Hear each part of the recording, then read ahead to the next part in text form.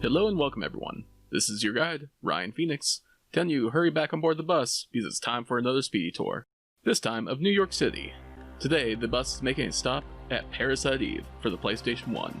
You best watch your step getting out, because you never know what monstrosities await around every corner. Hey, but not to fear, your friendly tour guide is here to make sure that you are well prepared with the best equipment the game has to offer. First, I thought best to give a brief overview of the tool upgrade system.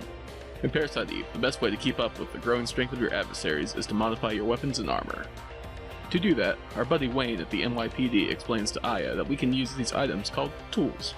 Using a tool will allow you to move the stats or add-on effects from one piece of equipment to another. There are two types of tools in the game, the regular and the super tool.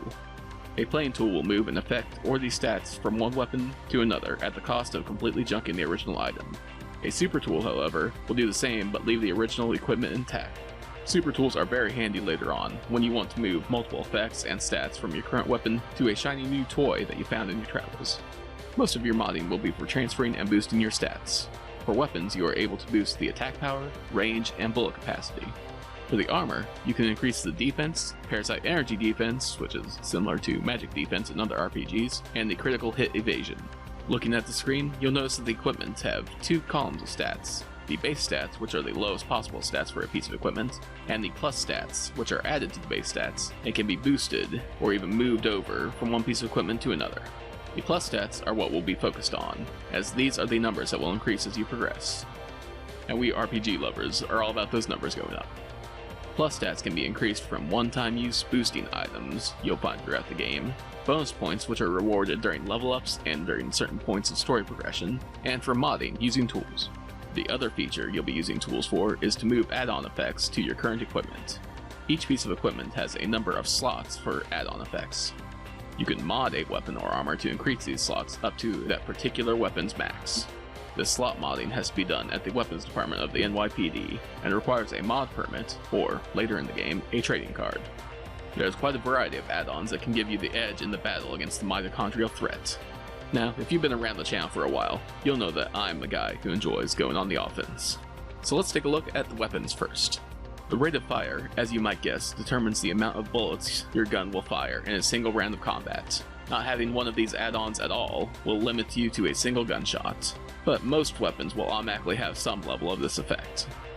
One thing to know about the rate of fire is that the higher numbers will net you a higher total in damage for the combat round, even though the damage of each individual shot will be less. The trade-off, other than using more ammo, is that Aya will be stuck in one spot until all the bullets are fired, or until all the enemies targeted are defeated.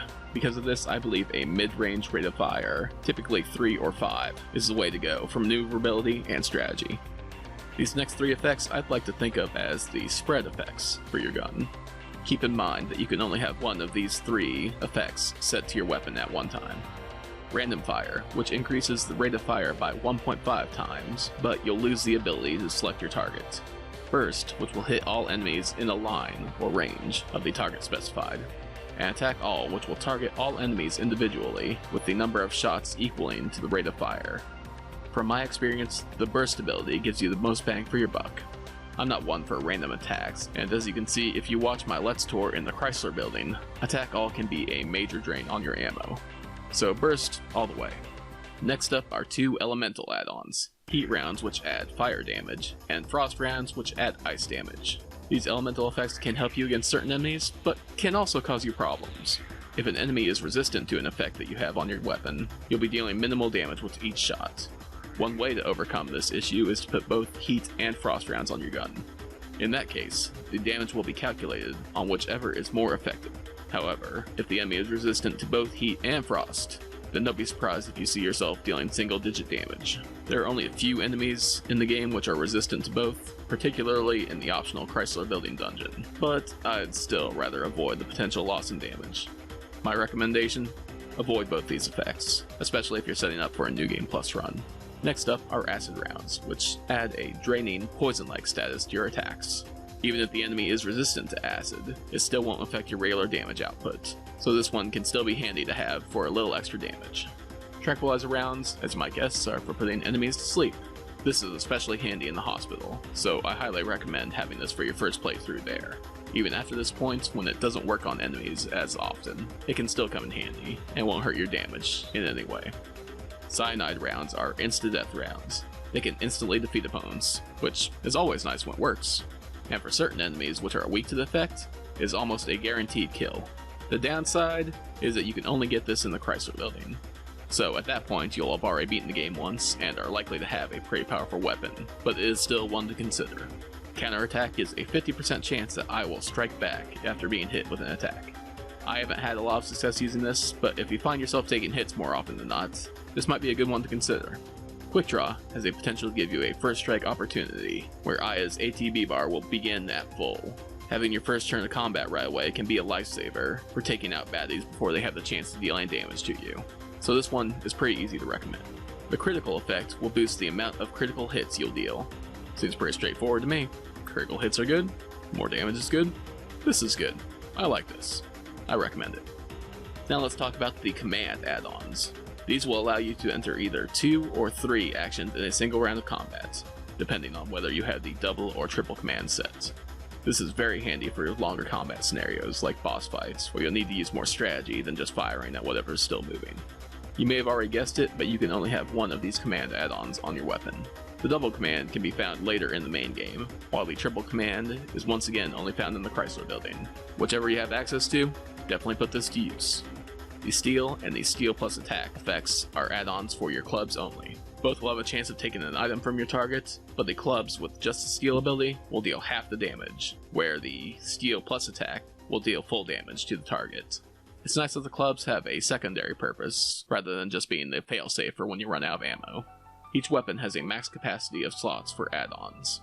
Most of your late game weapons will have somewhere between 7 and 9.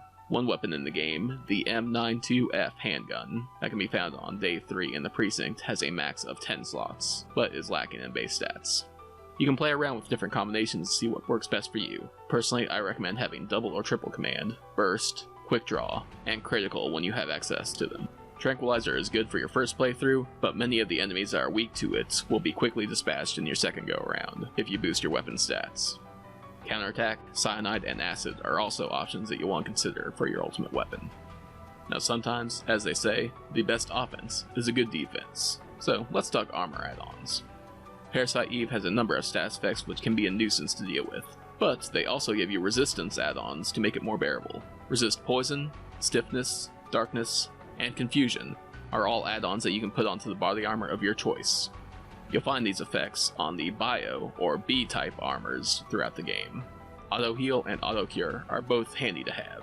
Auto Heal will use one of your HP recovery items when you hit critical low health. It will use them in order of healing, starting with whichever gives you the most HP. Auto Cure will use one of your status recovery items whenever you are hit with said status effect, as long as you have the curative item in your inventory. Auto Cure is nice, but if you've watched my playthrough, I generally tend to ignore status effects until they run their course. Auto Heal, on the other hand, is a must-have. Once you have it available, you should always be using it. Item Capacity gives your armor more pockets. That is to say, it can increase the number of items that you can carry. And inventory space is a concern for the vast majority of the game, so yes, please, more space, thank you. Item Capacity will boost your inventory by +1, +2, or +4, depending which one you have set to your armor. HP Max Up and Attack Power Up are pretty self-explanatory, and should definitely be taken advantage of. HP Up can be first found in the Chinatown sewers, but the Attack Power Up sadly can't be gotten until the Chrysler Building. But that said, when you get it, use it. PE Light was one that confused me for a long time. A number of guides say that it is a negative status or debuff, but it is actually very useful. It will reduce the amount of PE used for your skills, excluding skills that require all of your Parasite energy, like Energy Shot or Liberate. Having this for more heals or haste can get you out some tough spots later on. Again, this is another Chrysler Building add-on, but it comes before some very tough boss fights, so make use of it. With all those good stats effects out of the way, there are 2 armor add-ons which you should definitely avoid or remove from armor before using them.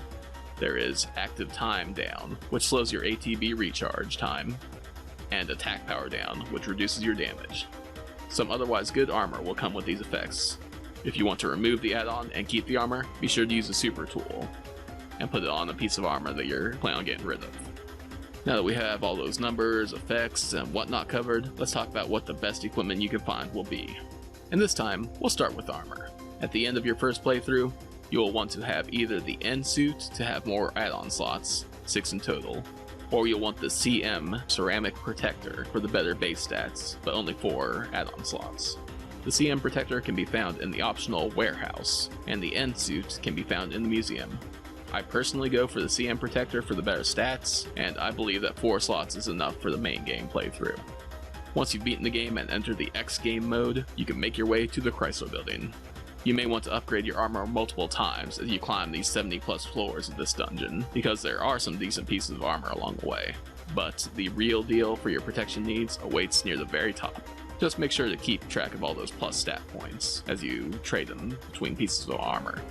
For the final stretch of the Chrysler building, and in preparation for the super secret final boss, I recommend picking up the Ceramics, or CR Armor 2. It is found near the top of the building, randomly placed in one of the treasure rooms between floors 61 and 70, and it has the best base stats in the game, with defense of 106, parasite defense of 102, and critical evasion of 48. It also has a max of 10 add-on slots, allowing you to equip every helpful armor add-on in the game. Without question, the best armor to end the game with. Now for weapons, you can actually get the best endgame firearms during the main game without the optional dungeon, but it requires you to become a collector of sorts, a junk collector. Throughout the game, you'll notice enemies dropping junk after you defeat them in battle, or after you steal from them. Junk can be super annoying because it takes up valuable inventory space, and at first might seem worthless, but you may have noticed that our good buddy Wayne back at the NYPD has an option when you talk to him to discard any junk that's in your inventory. Now, you smarties on the bus here have probably already deduced that there is more to junk than meets the eye. Delivering the junk to Wayne is the way to unlock the best weapons in the game. However, this takes 300 pieces of junk in order to create one weapon of awesomeness. So yeah, quite the undertaking, especially when early game you'll have a relatively small amount of inventory space to work with. But it is worth noting that the amount of junk you give Wayne will carry over from one playthrough to the next if you save your game after the end credits, so you can space out your collecting over multiple playthroughs to avoid some of the monotony of grinding. But if you are looking for some grinding advice, I do have some tips for you as for where to look. The main enemies you'll find laden with junk are the crows. Central Park is a good place to farm up some crow combat. I usually cycle between these screens, as the hotspots I'm going across will guarantee at least a couple of crows in each encounter, which means a chance for junk in each encounter. If you're looking for some more late game grinding, the museum is home to some hop-happy chameleons, which also drop junk for your efforts. There are a few different paths that can spawn chameleon encounters, but this run-through was the one that I used for this video, and to get my ultimate weapon for the Let's Tour playthrough. Unlike crows in Central Park, some of these encounters will have other enemies show up instead of the chameleons, but I did still find this to be an effective path to take. You'll likely notice that the hotspots will not trigger as often as you would like while grinding.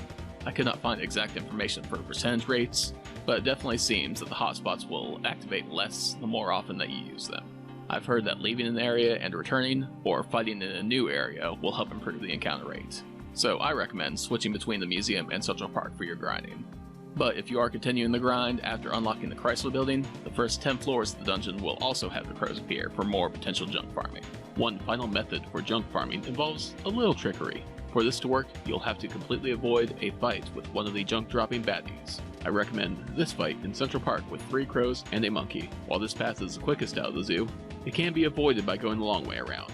Really, any avoidable fight with the crows in the first part of Central Park will work. So, stay away from that screen until you have a club with the steel add-on, which you will find first in the Soho gun shop on day 3. When you have the ability to steal, come back to Central Park with your trusty thieving club in hand. You will now be able to attack the crows to snatch their junk away. Make sure not to kill all the enemies, because you will have to run away from this fight after your stealing is done. This will keep the encounter rate at 100% for each time you cross this encounter trigger, so continue to run across this trigger for more chances to farm some junk. Once your inventory is full, it's back to the NYPD to unload, and the cycle repeats. This is the fastest method to collect junk that I have come across, although a tad exploitative. Once you have discarded 300 junk items with Wayne, he will declare that he can make a new gun for Aya to topple the mitochondrial menace. You could specify which weapon you'd like him to make, or you can leave the creation up to Wayne. Let's look over the direct options first. The handgun, the DE50AE7, has 123 attack power, 55 range, and 15 bullet capacity, with 8 of 9 potential add-on slots. The M10B shotgun has 120 attack power, 70 range, and 6 bullet capacity, with 4 of 7 potential add-on slots. The P90 machine gun has 122 attack power, 51 range, and 200 bullet capacity, with 5 of 7 slots. The MAG rifle has 151 attack power, 185 range, and 20 bullet capacity, with 4 of 7 slots. The HK-40 grenade launcher has 115 attack power, 70 range, and 8 bullet capacity, with 6 of 6 slots. And the LAW-80 rocket launcher has 200 attack power, 210 range, and 1 bullet capacity, with 0 slots. Leaving the decision up to Wayne will yield a random outcome from these options. The PPSH-41 machine gun with 78 attack power, 75 range, and 71 bullet capacity, with 2 of 6 slots. The SP-1C handgun with 118 attack power, 67 range, 18 bullet capacity, with 2 of 6 slots. The USP-TU handgun with 115 attack power, 87 range, and 25 bullet capacity, with 3 of 9 slots. The AK-47 rifle with 155 attack power, 152 range, and 23 bullet capacity, with 6 of 8 slots. And you also have the potential of getting the super junk or duper junk useless items with Wayne's random outcome. As you can see, leaving the decision up to Wayne is not worth it. He means well, but no, it's not worth it. The guns generally are worst, and you have a chance of walking away with the worthless super junk or duper junk items. If you do decide to let Wayne have his fun, make sure to save first. As for other options you have, it really depends on which type of gun you are looking for, as they all have the potential to be monster-killing machines, but the main difference here comes down to speed. Machine guns have the fastest firing response time and the best ATB charge rate. Handguns are just as good at the ATB charge, but a hair slower on the firing. In most situations, the difference between these two guns won't cause you any issues. Rifles, grenade launchers, and shotguns will have a slight drag on your ATB bar, as well as a slower firing response. You may find the improved range of the rifles worth the trade-off, but I generally recommend staying away from grenade launchers and shotguns for your main weapon. Rocket launchers are the most powerful guns in terms of base stats, but you cannot mod these weapons, and they are by far the slowest to use. They can be fun to try out on repeat playthroughs, but they shouldn't be your main firearm. Just as a quick note, clubs have double the ATB charge rate of handguns and machine guns, so if you're prioritizing using PE abilities or items, then swapping over to the club would probably be a good idea. You can decide what type of gun best fits your playstyle, but I recommend the DE50AE7 handgun or the P90 machine gun for your final weapon. The speed of these guns coupled with their awesome stats will have any foe running for the hills. The handgun does allow for 2 extra slots, which may be more worthwhile to you over the machine gun's quicker trigger. In the end, I hope the Speedy Tour has given you all the artillery knowledge that you need to show Eve who the dominant species truly is. Thank you so much for riding along. Make sure to hit the subscribe and like buttons as you step off the tour bus. Or if you would like to come along on another tour, I recommend the Parasite Eve Let's Tour playlist. Click on the annotation to check that out. Before we go, a special thank you to CM Retro for suggesting this video topic. If you have a topic you'd like discussed in a future Speedy Tour, please leave it in the comments below. I very much appreciate your input. Thank you all once again, and stay gold, my friends.